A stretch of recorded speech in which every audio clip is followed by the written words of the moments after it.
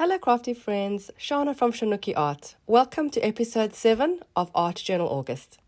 We are going to create our own collage papers and then we're going to use some in a spread. You will need some papers to work on. You can have just one type or you can have multiple types depending what you have in your stash. I have some old book pages, a page from an old diary, some graph paper, plain copy paper, sheet music. You can have as few or as many as you want.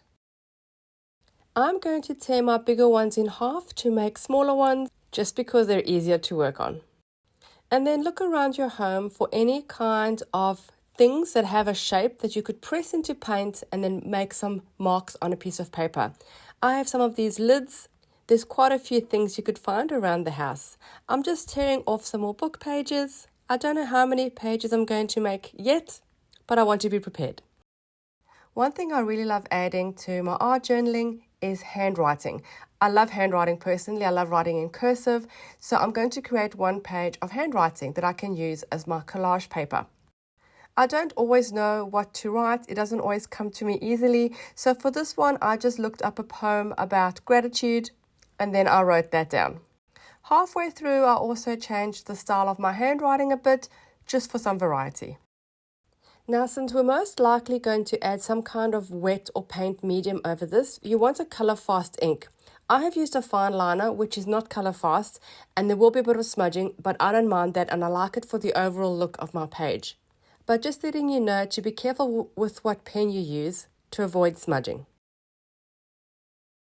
And that's our first page done. Let's do something with some bright color. I'm using acrylic paint straight out of the tube. I have a magenta color, a darker maroon color, and then a bright pink. You can use as few or as many colors as you want. I'm going to spray the acrylic paint with just a little bit of water just to loosen the acrylic paint a bit, and then I'm going to press my round lid into the paint and then press it onto my paper. And then you can see, because I've used multiple colors, each circle has different shades around it. You can have a really big play with this and play with different colors. It's really simple and fun. And then we'll put that to the side to dry. Next, I'm going to use a page from an old diary, and here I'm going to be using a flat paintbrush. I'm going to use the same paint that I used earlier, and I'm just going to dab the flat paintbrush into the paint and just create strokes onto the page. Again, I'm trying to mix the colors up a bit, so I'm getting different tones and different shades, each stroke unique. This is a great way to use up leftover paint. If you've been working on a project and there's some leftover paint, you can just grab a brush and some scrap paper and do some mark making and quickly create some collage pages. Next, I'm going to work on a piece of sheet music and I'm going to use some black acrylic paint. Using a flat paintbrush again, I'm going to create some crosses. This is a great place to experiment with color and with different kinds of brushes. I'm starting off with a medium-sized flat brush. I'm going to try different sizes to get different effects. I'm not applying paint every time I do a cross. I'm allowing the brush to dry out a little bit so it has more strokey marks on my mark making.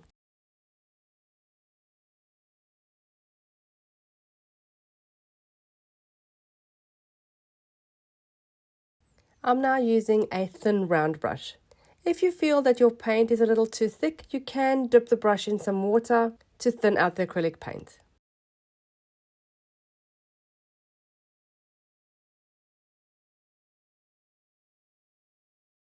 I love this one with the faded edges.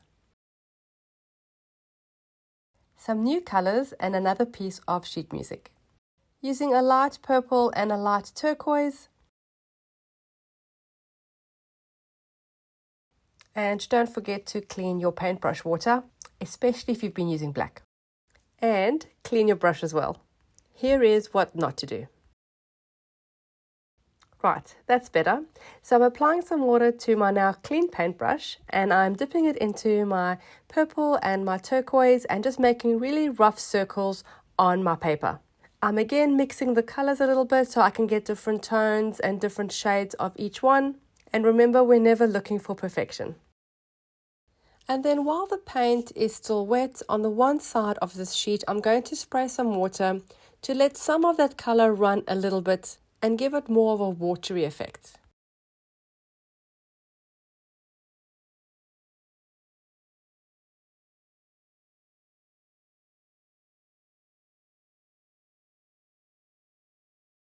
I'm also adding a little bit more watery color with my paintbrush to some of the spots just to help that color spread. And I'm only doing it to the one side of the page. I'm leaving the other side with more defined circles so we can have two different effects.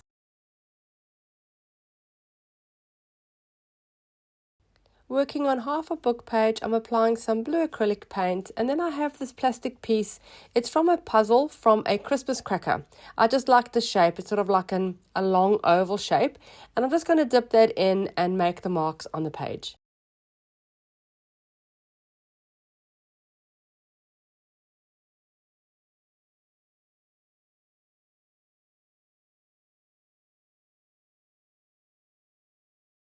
I'm now using my correction pen to create some designs on an old book page. I know you can't see much right now, but I do have a plan.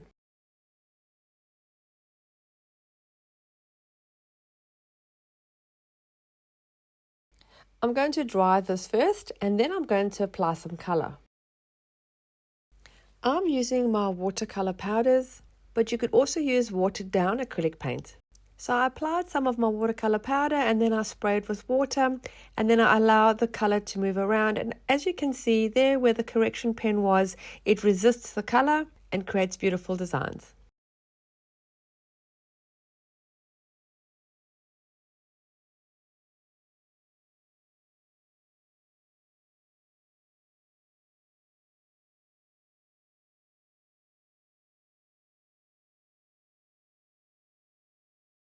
Next, I'm working on a plain piece of graph paper, and I'm using watered down black acrylic paint that I've put inside a fine tip applicator bottle. I'm just going to squeeze and draw. You're just making marks, don't overthink it, just let it happen. The Dina Wakley brand actually sells tips that you can screw onto the actual paint tubes.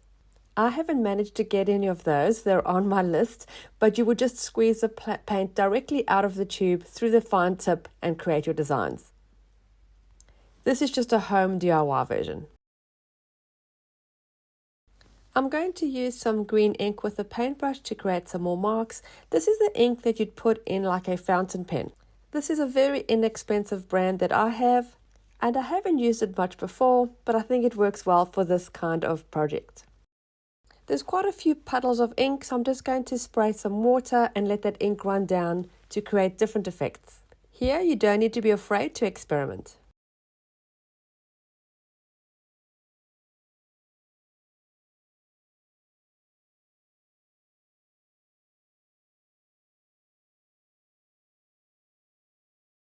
I'm going to go back and add some detail on some of the pages I created. Making sure it's nice and dry, I'm going to take a black Posca pen and I'm going to just make some marks around each circle, creating definition and making it a little bolder. I'm holding the pen very loosely because I want the circles to be very loose and hand-drawn. We don't want perfect circles. Another trick is you could use your non-dominant hand to do this part, especially if you want them really wonky.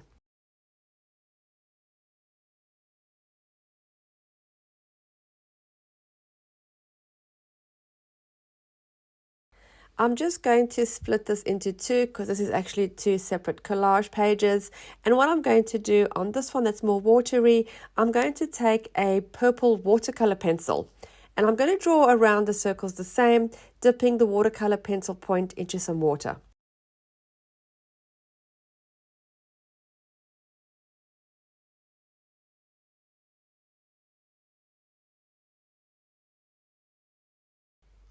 I think these two have turned out to be my favorite.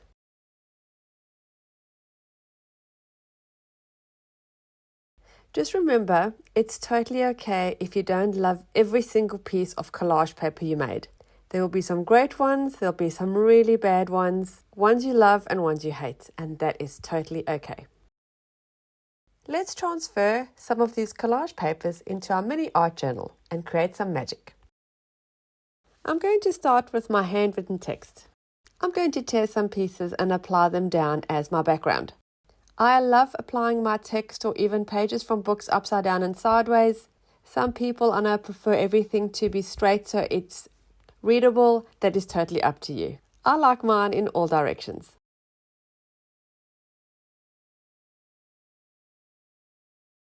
I'm applying Mod Podge to my page where my piece of collage is going to go, and then I'm also going to apply some Mod Podge over the text. Now, if you remember, I said earlier that the pen I used was not color fast, so you can see some of the colors actually smudging when I apply the Mod Podge on top.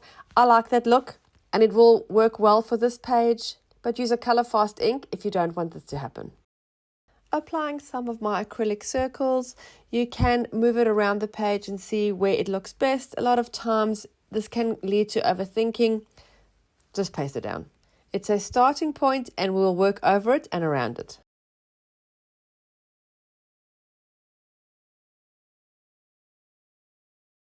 And I'm going to use my purple and turquoise circles. These were my favorites and I just love the colors. This will set the theme for my entire layout.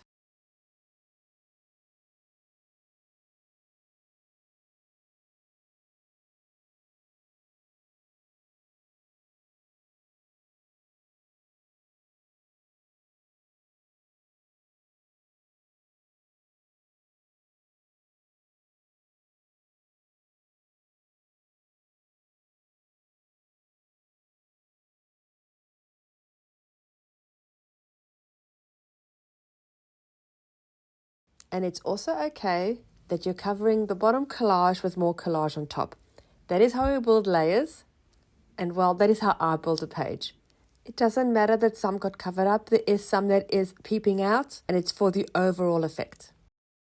I'm now adding my gesso over most of the page to soften the overall look and to make everything cohesive.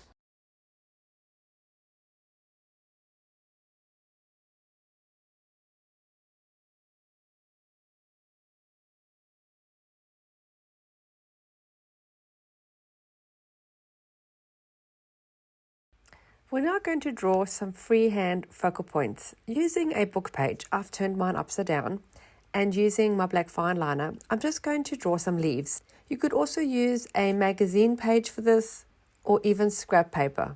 And your leaves don't have to be perfect, just the best you can do.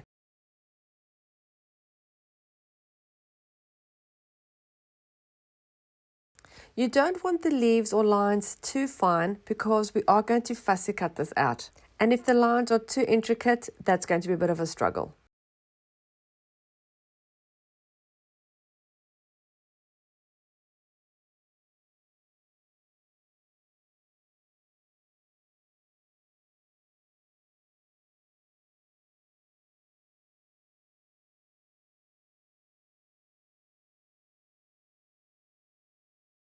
You could also make these in a mass make so that they're ready when you need them for your projects.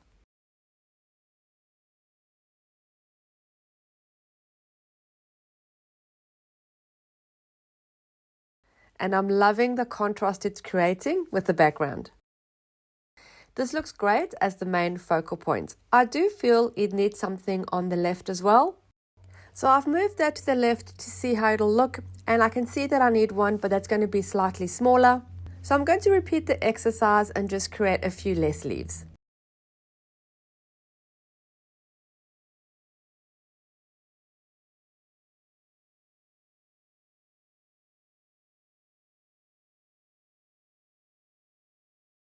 I'm creating more than one to see which one will look best. They're very, very similar. Maybe the one on the right has got slightly smaller leaves, but it's okay to make a few and pick the one you like best.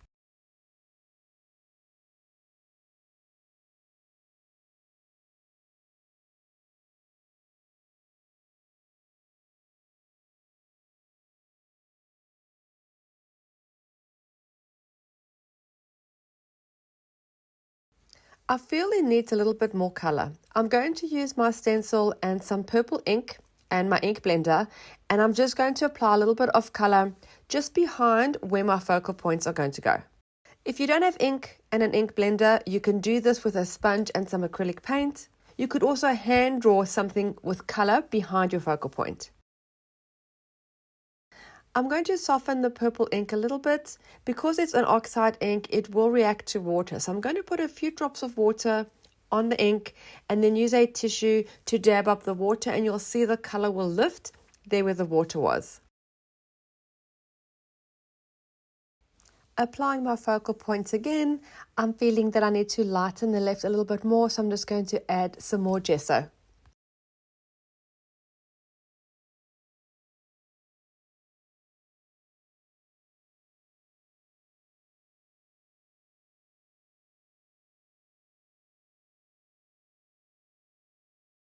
And now I'm ready to glue down my focal points. I'm using Mod Podge as it's my adhesive of choice. You could also use a glue stick for this part, or gel medium, or craft glue.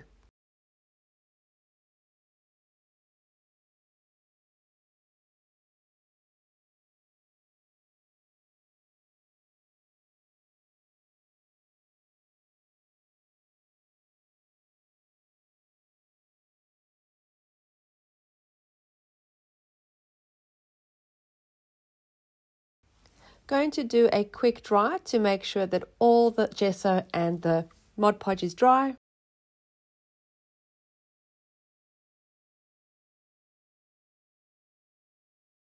And then I feel that it needs a sentiment just to finish it off. I'm going to use my black with white writing stickers.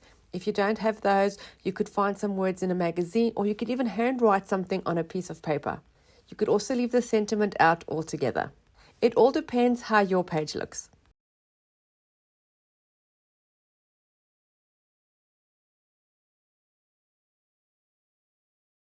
Going to apply a small amount of Mod Podge behind my sticker just to make sure that it sticks down well onto all the gesso and paint.